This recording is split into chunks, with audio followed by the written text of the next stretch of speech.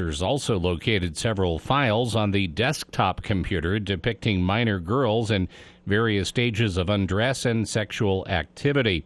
Many appeared to be in age range from 13 to 15 years old. A portion of the PC's hard drive had also been encrypted. Rolfe remains in jail, being held without bail. He's scheduled to be sentenced August 24th. He could face up to life in prison. KBNU News Time is 4:05.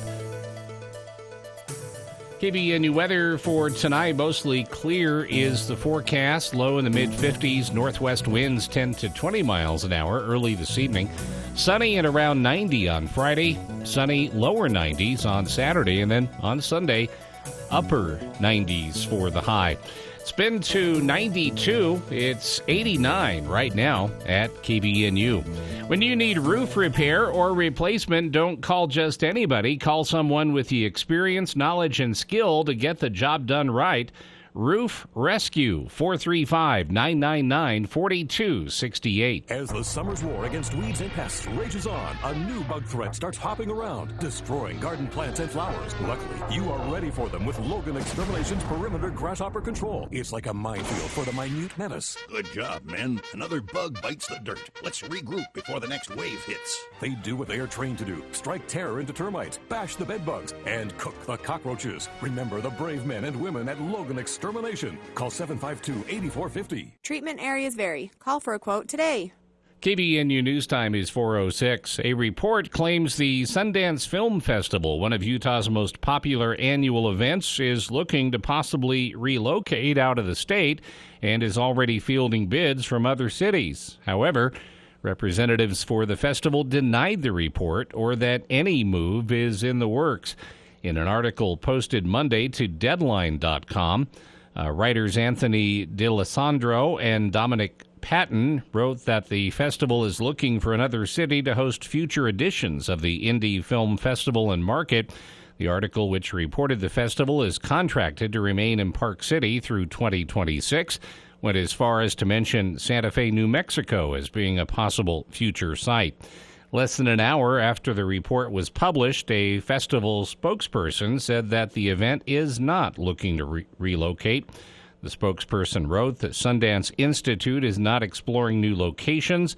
The festival is based in Utah, and they look forward to everyone joining them there January 18th through the 28th for the 40th edition of the Sundance Film Festival.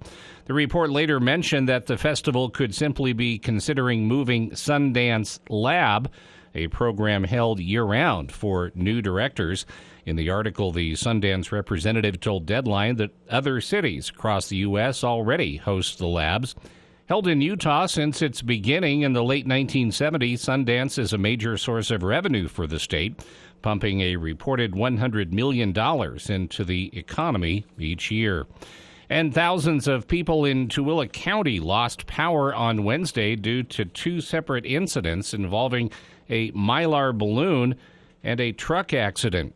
According to Rocky Mountain Power, the first incident occurred at 9:45 a.m. when a truck hit a power pole, causing over 1,100 customers to lose service.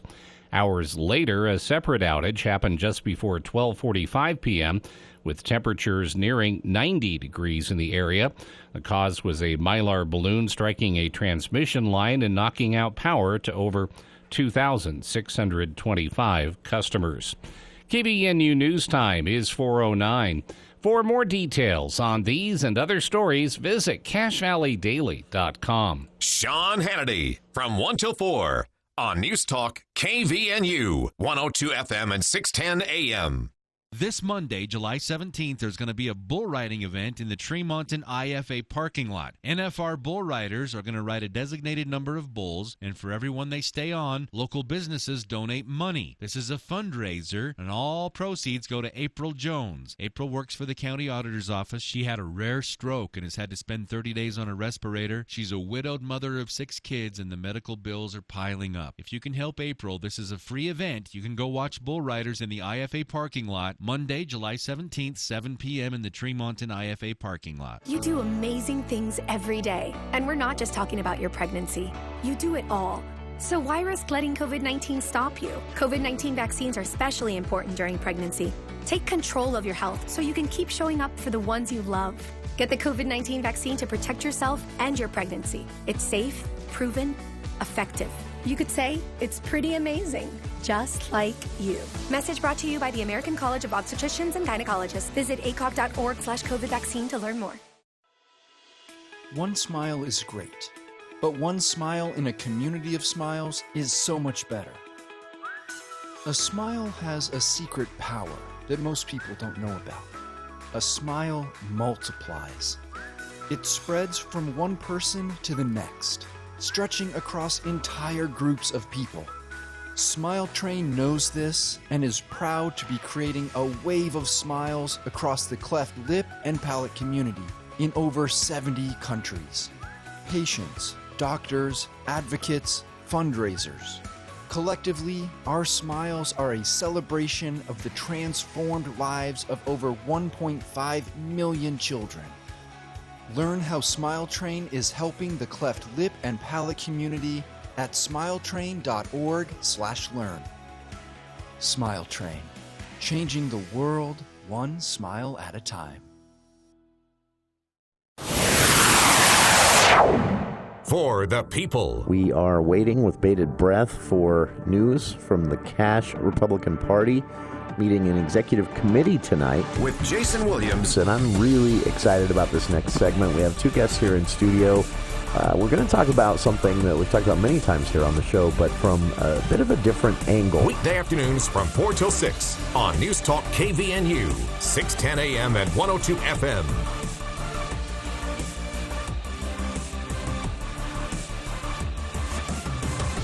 Welcome to KVNU's For the People. Hour one of today's show, Thursday, July 13th. I'm Jason Williams, Bill Walter in the studio as well. Kicking things off here this hour with Charlie Schill, guest here in the studio every Thursday at 4 for the For the People Theater Hour. One quick announcement before we get to that. Tomorrow on the show we'll have audio of a planning commission meeting that is going to get underway in just a few minutes here this afternoon for the Adams neighborhood in Logan. Planning commission will be presented by the developers behind the Cache Valley Mall proposal. So we'll have some audio of that for you, highlights from that on the show tomorrow.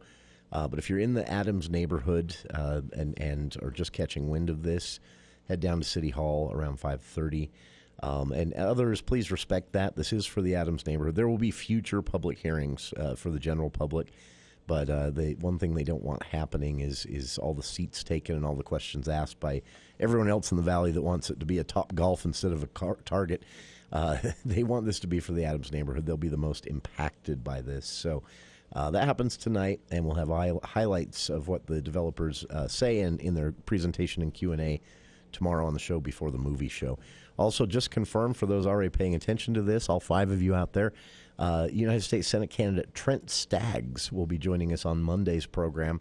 He is one of 3 or 4 people in the race, but he's the only candidate that has made it official so far. He will be challenging, maybe, Senator Mitt Romney in the 2024 United States Senate election here in Utah, assuming Romney decides to run again. It could be an open seat that makes it even wilder.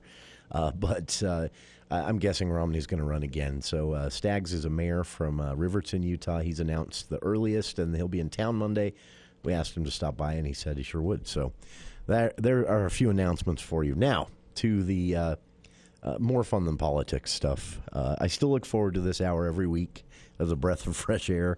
But for you, Charlie, I know it's work because you've got to get, as I understand it, you're off to something tonight. You've been at things throughout.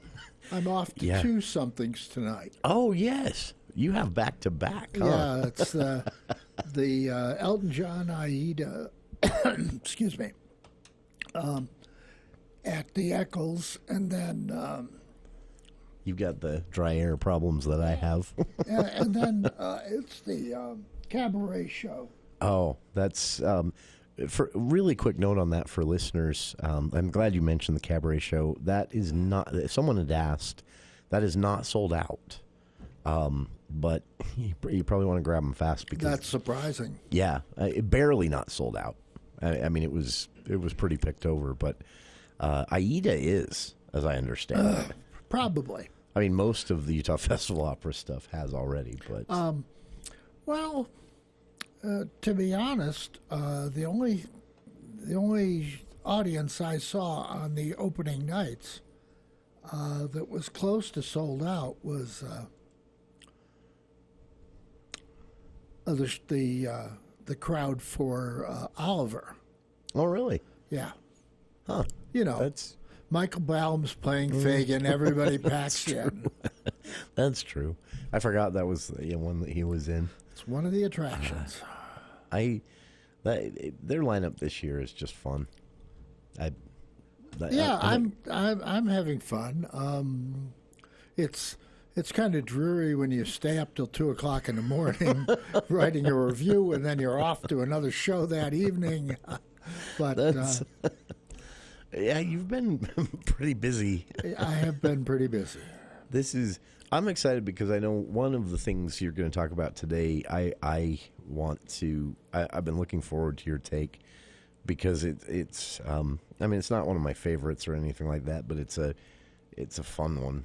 But the two governors, one man, two governors. That absolutely hysterical, insane. I'm so glad to hear that. About the third line in the opening scene is a laugh line, and it never stops after that. Just constant. Whoa, whoa, whoa. It's all physical comedy. It's all slapstick. Really? It's based on a 18th century Commedia dell'arte play, which was very Harlequinish. Oh. So, it ties in, but, it's funny. It's just a great show. That is this a big cast or a small cast? It's a pretty big cast. They got 8-10 people. Because I know there are a lot of main characters in the story. Oh, yeah. Yeah. And the story's insane. Michael Dougherty, who is the character actor that Richie Call imported to play these roles, turning him loose so Richie didn't have to do it.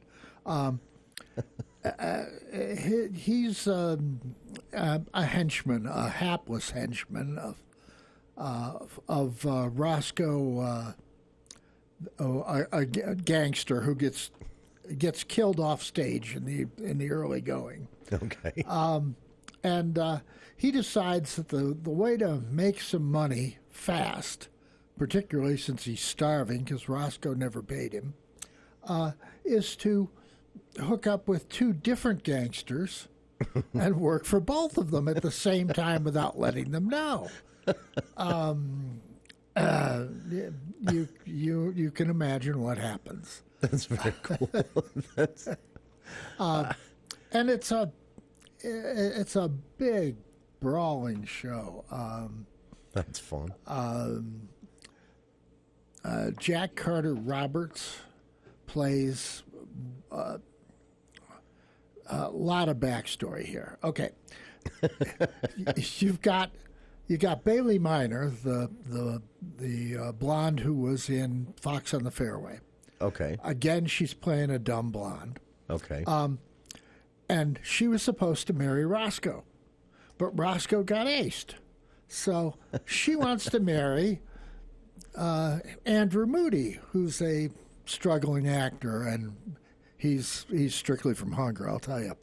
Not that his performance is, but he would have been a failure as an actor. But she wants to marry him. Now, Jack Carter Roberts is Bailey's father, and he thinks marrying an actor is really a step down from a criminal. Oh.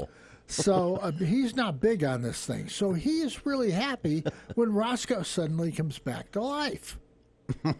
But it isn't really Roscoe. It's his identical twin, Rachel. Okay. Okay, but we're doing the 12th night type swapping. Things Okay. And she wants to Roscoe was, a gentleman who was very light on his feet. Didn't seem like he'd put a lot of pressure on the marital bed.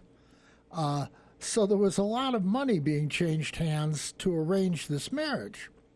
Well, Rachel, now dressed as Roscoe, wants to get the money so she can beat it out of town with her boyfriend, Stanley, who also killed Roscoe, by the way. But she doesn't know that, right?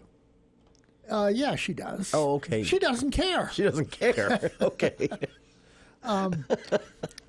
And it gets complicated. Anyway, but Michael Dougherty is just amazing. It's all slapstick. It's all physical comedy. 5 minutes after the show starts, he throws the fourth wall out the window, starts talking directly to the audience. He pulls members of the audience up on the stage to play games. It's hysterical. That's very cool. There is a scene where Dougherty is supposed to be serving dinner to both Roscoe, who is secretly Rachel, and to Stanley, who is the other guy who has employed Roscoe. But they don't know it, that they're each working. Okay. You remember. Okay, so. That's good. And the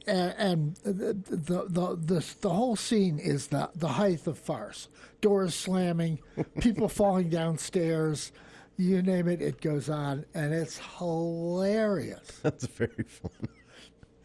That's no, it was interesting because I didn't recognize the playwright's name, and so I looked him up ahead of today's show and started reading, and I realized I actually knew a lot of his stuff, like The Heretic and The English Game, and but he started writing. His first play was at the Canal Cafe Theater, and it was called Of Rats and Men. It was a play on Of Mice and Men, but it was rats set in a lab, and he is prolific. Like his list of plays just goes on and on from 1988 to last year's Coltman Street. The thing is, One Man, Two Governors just comes out of nowhere and punches you right in the gut. Nobody's ever heard of it. Yeah, that's what surprised me. But it's absolutely hysterical. That's very nice. And I want to point this out for listeners too. There's plenty of seating left at this is the Kane Lyric Theater, and this is the theater where balcony seats are good. I mean, there's not a really bad view in the house. Is this a balcony seat show, or should people try and pick through these main floor seats? I don't know if they're selling seats in the balcony. Maybe not. There's lots of equipment up there. Okay. And I kind of get the impression that the Lyric is sending their troops who aren't busy that night up into the balcony to watch the show. Okay. It's not that there's very many people in the Lyric who aren't in this show, but some are. Okay. Yeah. Now, the Lyric has a pretty young group right now. Right now, they do. Basically, they've got Brendan Foxworth and Herb Newsom and Lisa Scholl, and that's about it, I think, really, in terms of equity actors. And all the rest are either recent USU graduates or underclassmen who are still going to be in the USU program next year, and they are very, very talented. We're going to have a good time next year. That's very cool. And you got a great promotional photo for your review. at CashValleyDaily.com. I laugh so hard. Which one is that? It's I'll try to turn this around here for you. Oh, don't do that. Oh, yeah. Yeah. I thought that was so great. For listeners, check that out, because as I understand it, that photo kind of tells you what kind of a show you're going to go see, right? Absolutely. And it's wild. It's kind of interesting. After seeing One Man, Two Governors, and you'd come out aching because you've laughed so hard, I was prepared to say this was going to be hands down my favorite show, sure, of the season. But the Festival Opera has got one that's pretty close to rivaling it. That is coming up, right? That hasn't started yet. Oh yeah, it has. How did I miss that? Well, you're just way behind. I'm behind on. Let me back up before we get to that, just to let listeners know.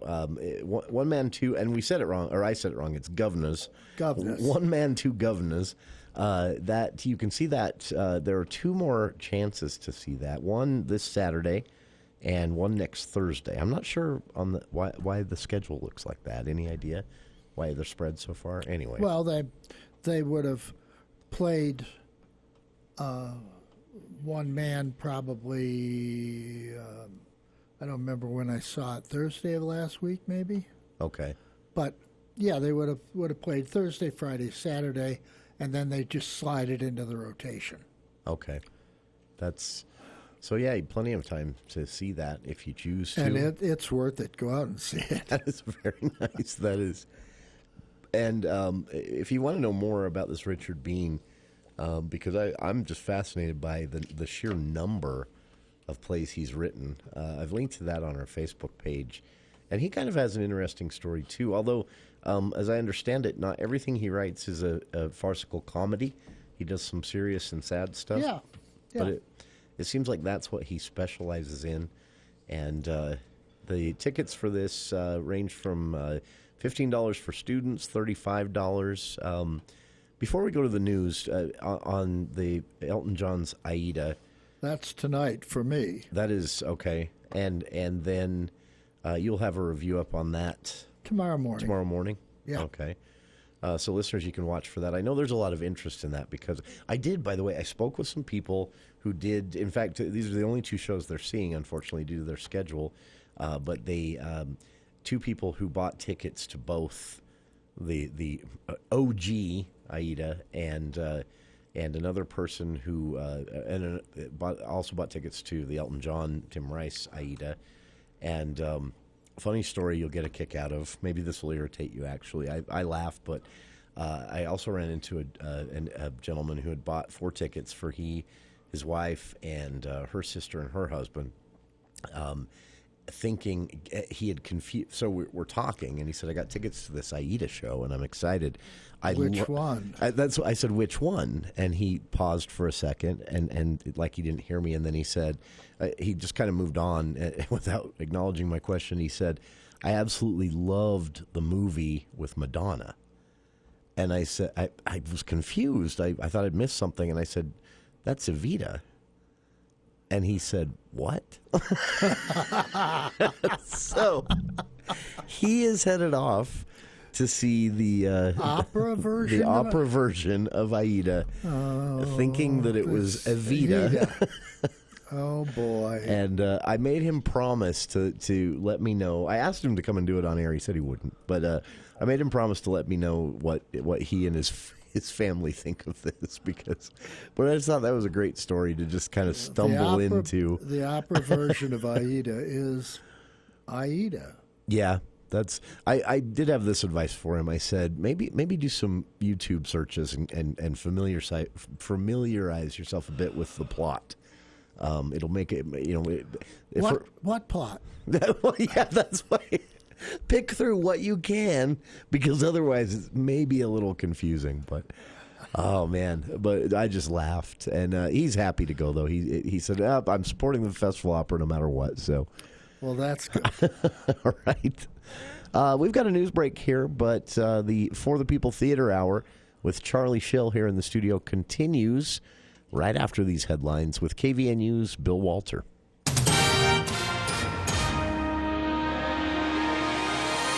Thank you, Jason. KVNU News Time is 4:30, and the news is brought to you by Cache Valley Hearing and Audiology. Republicans and Democrats have finalized the candidates slated to appear on the primary ballot on September 5th, when voters decide who should replace outgoing U.S. Representative Congressman Chris Stewart. The Republican field will include Celeste Malloy, a former Stewart staffer, Bruce Huff, a Republican National Committee man, and Becky Edwards, a former state senator. The winner will take on Democrat Kathleen Reeby and 5 additional candidates in the November general election. The district that spans from St. George to downtown Salt Lake City leans heavily Republican. Stewart announced his resignation in May, citing his wife's medical issues. A senior Interior Department official who has played a key role in negotiations over the shrinking Colorado River will leave her job next month. Tanya Trujillo tells the Associated Press that she informed the agency of her plans to resign 6 weeks ago, and Monday will be her last day. She has served as Assistant Secretary for Water and Science since 2021. She oversees the U.S. Bureau of Reclamation and has been involved in talks between the federal government, 7 states, Native American tribes, and Mexico over how to reduce their reliance on the Colorado River. And a solar storm forecast for tonight is expected to give sky gazers in some states along the U.S.-Canadian border a faint glimpse of the northern lights, which at their peak produce a colorful sky show when solar wind hits the atmosphere. Northern lights, also known as aurora borealis, are most often seen in Alaska, Canada, and Scandinavia. But an 11-year cycle that's expected to peak in 2024 has the potential to make the lights visible in places farther to the south.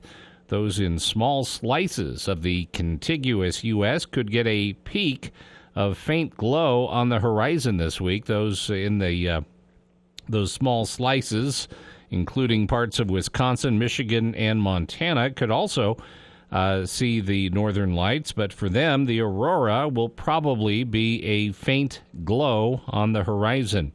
Earlier, Idaho and Wyoming looked to be in the zone, but the display is now not expected that far south.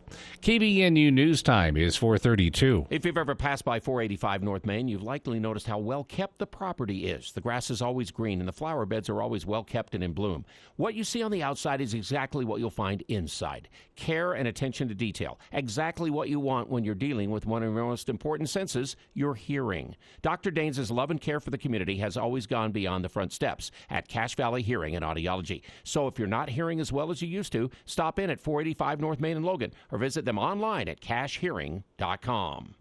A lawyer for Hunter Biden sending a cease and desist to former President Trump, claiming that Trump's rhetoric could lead to Hunter Biden or his family's injury. Abby Lowell, one of Biden's lawyers, writing that this is not a false alarm and pointing to January 6th and the attacks on Paul Pelosi as examples when Trump's language allegedly inspired violence. The Secret Service has ended its investigation into cocaine found at the White House, unable to determine who out of 500 visitors brought it there.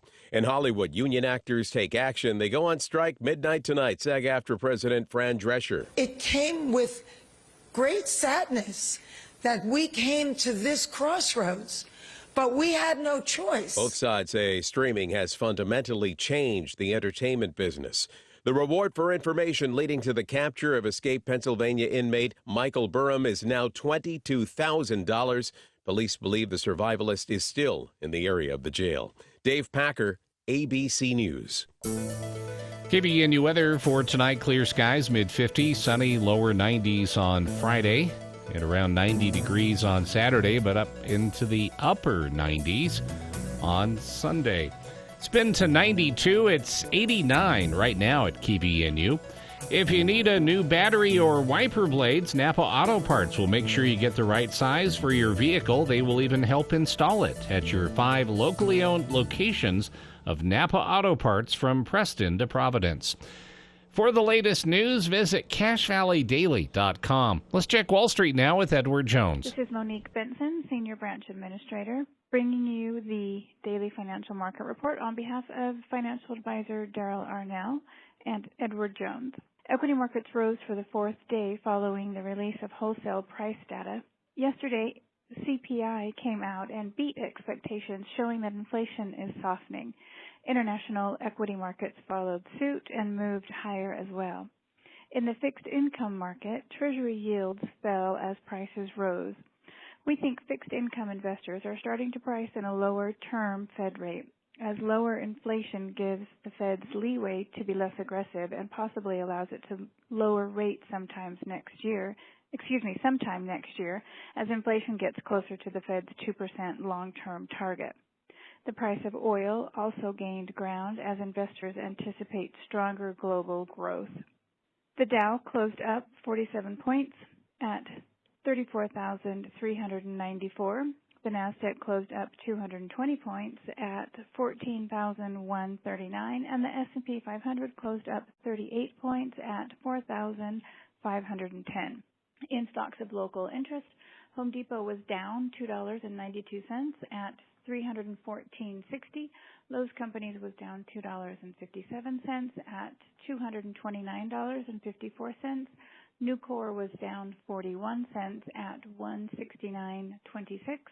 Thermo Fisher was up 73 cents at $526.65, and Northrop Grumman was up $3.68 at $457.03. In commodity markets, the price of crude oil was up $1.48 to $77.23, and the spot price of gold was up $2.90 to $1,964.60. This has been today's Financial Market Report, brought to you on behalf of Edward Jones, member SIPC, and financial advisor Daryl Arnell, serving individual investors with personalized attention and financial advice.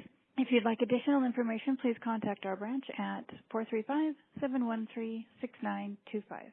Just like you, a healthy tree is a happy tree. At Hull Tree Care, their team is dedicated to caring for your trees. By now, your trees and shrubs are growing like crazy. Perhaps you have some trees blocking your view or posing a potential threat. If so, call Hull Tree Care. They'll get your trees in perfect shape and enhance their beauty. Need a tree or stump removed? No problem. Their cleanup crew will leave your yard clean and tidy. Call 760-6587. That's 760-6587. Or visit hulltreecare.com. Glenn Beck. So now Clayton Kershaw, three-time Cy Young Award winner, said, quote, "I don't agree with making fun of other people's religion. Instead of making a statement or condemning, we're going to have a Christian Faith Day. That's our response. We felt like that was the best decision. It has nothing to do with the LGBTQ community or pride or anything like that. This is simply a group that was making fun of a religion that I don't agree with." The Glenn Beck Program. Sunday afternoons from 2 to 5 on News Talk KVNU. It won't be easy. You'll think it's strange when I try to explain. Shout out to my friend Thomas, who bought tickets for his wife and his wife's sister and her husband to see Aida, the opera version, thinking he was buying tickets to Evita. Because he liked the film with Madonna in it. But Thomas, you're a good sport, and I hope you like the opera version of Aida. Don't walk out in the first half. You may be tempted, but it's worth it to stick around. What's next? Okay, I mentioned that the Festival Opera has got a musical comedy going that's almost as good. Well, it's a different kind of comedy. Okay. Very witty, very urbane, and that's A Gentleman's Guide to Love and Murder. That's playing at the Utah. Okay. And it's marvelous. Is it? Everybody is dressed to the nines. The costuming is very lavish. It's typical English drawing room kind of thing where Oh dear, Uncle Harry has passed away. My. It's funny how much of a genre or a favorite. There's a cult-like audience for that type of mystery. All It's so funny. the old Agatha Christie stuff. Yeah. But see, this one is interesting because, our guy Stefan Espinosa, who's been around for years, always plays the good-hearted hero or the loyal sidekick, plays a scoundrel. He kills everybody off who's in his way to inherit an English state and an earldom or whatever. Well, an earlship, whatever you call an earl thing. I'm not sure what that is. It's hilarious because, Stefan has been typecast as that good guy. And here he comes in playing very nearly a villain. Really? And I don't know if I can even picture that. And he's good at it. He's really good at it. The ropes are off. I can do whatever I want, and he does. That's funny. On top of that, his wife, Vanessa Ballum, also goody two shoes. Really? Butter wouldn't melt in her mouth, right? Sure. She's a gold digging clothes horse. Really? who marries for money and then wants to play with Stefan on the side. That is funny. Oh, it's hysterical. It's absolutely hysterical. That's very cool. I love the idea of these guys playing against type. Yeah. Because I've only ever seen him in the nice guy role. I haven't seen a lot of his stuff, but the 2 or 3 that I've seen, he's a good actor. He's good in the nice guy role, but that's funny to think of them not in that role. Yeah. This is not a big cast show.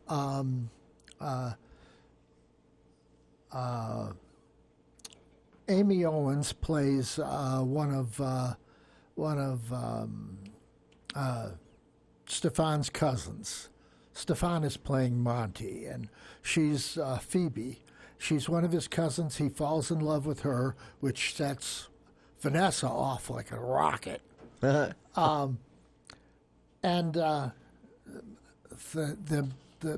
thing about this show is, at the beginning of the show, Stefan finds out that he's related to these rich people. Okay. His mother had been disinherited from marrying for love, and then her husband died, and all kinds of things. Okay. But so he's motivated to join this family, and they shut him out. So he decides, all right, I'm going to kill all 8 of them between me and succeeding for this estate. As one does, right? As one does, yes. Well, it kind of grows on him. At first, they're kind of an accident, and then he says, well, gee, they're all such English schnots that nobody bothers to investigate their deaths. Why don't I see how far I can go? And then boom, boom, boom, boom, boom, boom, boom, boom, boom, boom. Okay. Almost stealing the show, and it's hard to steal from Stefan and Vanessa. Kurt Olds, who's been everywhere. He's played with the lyric rap and with the UFO plays all 8 of the characters that the Stefan kills. Really? And he's doing quick changes like you've never seen in your life. I mean, he walks off stage, and 2 seconds later he comes back. Hi, I'm a woman. That's funny. It's hysterical. It's just great. And that's a gentleman's guide to love and murder. And all of it, it's all played with such refinement and calm demeanor that, it's just good, clean fun, even if it is homicidal. You got to have a little risk in your good, clean fun, right? And that is great. Proving once again that crime does pay. Stefan gets away with killing all those people. Oh, really? There's no moral in this. So this is just straight up whodunit kind of fun. Fun. That is very cool. A musical, nice music, nothing you've heard before, but plays along with. There's a hilarious song that Kurt Olds does called "I Don't Understand the Poor," and as he's singing it, the extras stick their faces out of portraits behind him and sing along with him. What surprised me about this one when I was kind of reading into the background of it, it wasn't very long ago this was on Broadway. No. It's within 10 years old. Yeah, the play itself first performed in 2013. Yeah, so so I think that's very cool that it's already something you can see here in Cache Valley through and these guys are good. And it's worth seeing. It really is. That is very nice. This is if you want something to prime your pump on this one a little bit, if you want to learn a little bit more about it. I don't know why, and maybe there's something about the story, Charlie, that makes this, but apparently, so there are a lot of YouTube videos titled A Gentleman's Guide to Love and Murder in 4 Minutes, and they're promotional videos by various production company. So this must have been a thing that was encouraged by either the playwright or I don't know who. But yeah, it seems like a lot of people have done these Gentleman's Guide to Love and Murder in 4 Minutes trailers, and they're funny, very funny. So get out and see it. That is at the Utah Theater. Ooh, good place to see something too. And I don't remember. Let's see when this thing runs through. There's performances on evening performances on July 19th, 22nd, and 27th. Oh, okay. There was a matinee today, I think. Okay. And there'll be another one on Saturday, and one on August 1st and 4th. Oh, wow. So there's a lot of opportunity to see it. Absolutely. And tickets for this one are, at most of those shows still available. And as, is always the case, it's a Utah Festival Opera. You can't go wrong. Can't go wrong. So check that out. A Gentleman's Guide to Love and Murder. And the Utah Festival Opera, for those, interested in seeing this, it is, fully underway at this point. There's still more, let's see. I think everything, yeah. Well, the main stage productions have all debuted by now. Yeah. But you've still got things like Sentimental Journey with Michael Covio. Oh, yeah, end of July, right? Right. Tonight you've got the first of 3 cabaret shows at Cafe Sabor. Okay. The Pianist is over, I think. Yeah, that was one night. I was surprised. And there's a couple other things. King of Pangea coming Yeah, out. I don't know if there are still tickets available for that. That's free. Yeah, and that one is free. It's a workshop of a musical that may appear on Broadway in the future. That is, this is, there is, I'm clicking here. I'm going to see if I can get a ticket. There is a warning here on this that I've never seen before. It says, not all seats have full view of the stage. That I've never seen that before on a festival opera show. It's going to be at the Utah. Yeah. I'm wondering what that's all about. I don't know. It doesn't make any sense to me. That is, looking here, I cannot see an available seat. Well, that might be. That's probably sold out. That might be done. You can get on wait lists and things like that through the Festival Opera website if you want to play your luck at that. That's a one night event, and I'm curious to see reaction to that. And of course, at the end of the summer, just as they did last year, they're going to have the kids from the Utah Musical Theater competition stage Les Mis again. Oh, very cool. That was so fun to see. Yeah, last it was time. really well done last year. I went in, honestly, with very, very low expectations. You turkey. I did. You should have known better. I thought, this is going to be, it'll be fun, but it'll be, high school kids. And I was blown away. But very cool stuff. And a question from a listener here, answering the question, yes, still tickets available for most of the Our Town shows. That was not a listener. Oh, yeah. Listener said they thought that was a one-night event, and no, that is the 15th, the 20th, the 27th, and August 3rd. You can still see that. Yeah, I forgot about Our Town. I'm going to see that on Saturday when it debuts. That is, I'm excited to hear what you have to say about that one. That's one of my favorite plays, and I'm looking forward to seeing that in person. Well, I've done my homework on that one, which means watching both the 1940 and the 2003 versions of it. Did you have one you liked more? Well, this is a musical. Yeah. Those weren't. I think as a musical, this will be actually better than those. And I like those movies. Although I prefer the older one to the newer one. I kind of like to wallow in the nostalgia. Yeah. Too. It was nicer as an older, dated show, but I think this translates well to a musical, very well. We'll see. Charlie Schill, our guest here in the studio for the For the People Theater Hour, which continues right after this. What if you could come home every day to a peaceful retreat nestled in the mountains? A place that's only minutes from downtown Logan, but offers access to national forests from your own backyard, surrounded by mountains, horse riding, hiking trails, babbling brooks, and more. All this at Maple Creek Ranch, which is now in its fourth and final phase of development. 2.5-acre lots, your own piece of paradise that's remote yet accessible. And road improvements will be completed this summer. Don't let this opportunity pass you by. Go to maplecreekranch.net. Maple Creek Ranch, just east of Franklin, Idaho.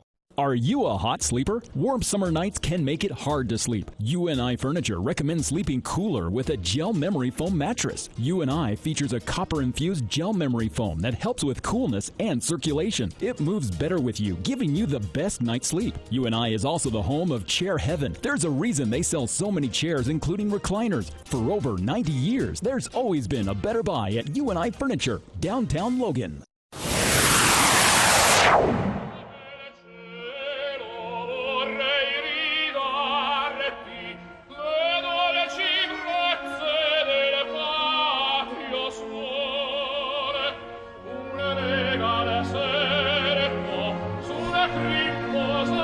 Welcome back to KVNU's For the People, our theater hour with Charlie Schill, continuing here, talking about some of the shows that Charlie will be seeing and has seen. Utah Festival Opera officially underway, and I just wanted to point this out. I think this has been added. Maybe I just missed it, but the Festival Opera website now has on August 2nd something called Britain's War Requiem. Yeah, that's America Festival That's Chorus. been along all the time. Okay, I just missed that. I hadn't seen that. That might be something people want to put on their calendars. That's Dr. Craig Jessup conducting. Yeah, and it's the performers for the Festival Opera are going to be soloists for that event. That is with the chorus in the background. Interesting. It's the oratorio that Britain wrote for the rededication of the Coventry Cathedral, which was bombed out in the Blitz. Okay, that would be something fun to see, and a big bit of history wrapped up in that. Yeah. Even though that is a musical performance. Very cool. Okay. All right. Just a few minutes to go. I've got to talk about Oliver. Okay. Michael Bellum does it again. He played, what do you call it, Fagin in a performance back in, I think, 2011. Oh, wow. Was it that long? Oh, yeah, I think so. Yeah, 2011. I didn't realize it's been more than 10 years. And I think the characters have grown on him. He was very good in it. There was a little trouble with his microphone in the first act. They got it all straightened out by the second act. Everything was fine. Great show. Vanessa is playing Nancy. Okay.